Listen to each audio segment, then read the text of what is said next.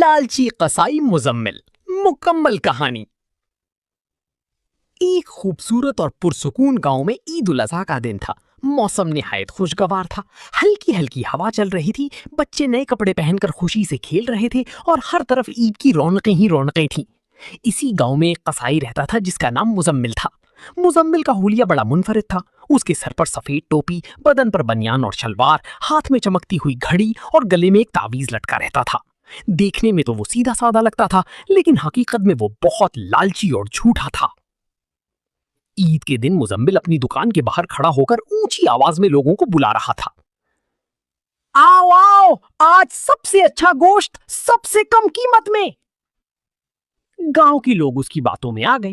انہوں نے سوچا کہ شاید عید کے مبارک دن پر مزمل بدل گیا ہو۔ اسی دوران حیدر نامی ایک شخص اپنا خوبصورت جانور لے کر مزمل کے پاس آیا۔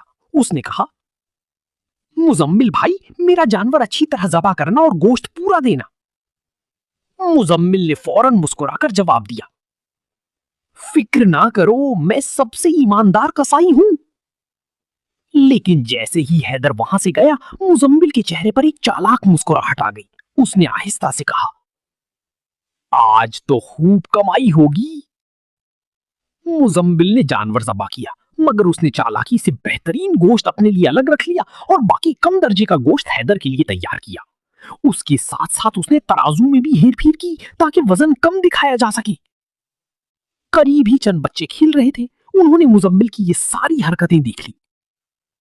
ایک بچہ بولا، یہ تو بہت غلط کام کر رہا ہے۔ دوسرے بچے نے کہا، ہمیں سچ بتانا چاہیے، یہ دھوکہ ہے۔ کچھ دیر بعد جب حیدر واپس آیا اور گوشت دیکھا تو اسے فوراً شک ہوا، یہ گوشت اتنا کم کیوں ہے؟ اسی وقت بچوں نے آگے بڑھ کر کہا، چچا، مزمل نے اچھا گوشت چھپا لیا ہے اور وزن بھی کم کیا ہے۔ یہ سن کر حیدر کو بہت غصہ آیا۔ اس نے مزمل سے کہا، تم نے عید کے دن بھی جھوٹ بولا، یہ بہت بری بات ہے۔ آہستہ آہستہ گاؤں کے دوسرے لوگ بھی وہاں جمع ہو گئے۔ سب نے مزمل کی حرکتوں کے بارے میں سنا تو ناراض ہو گئے۔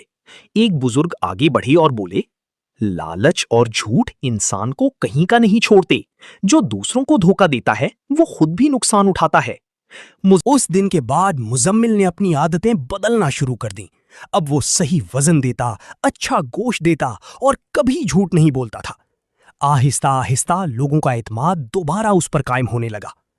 عید کے بعد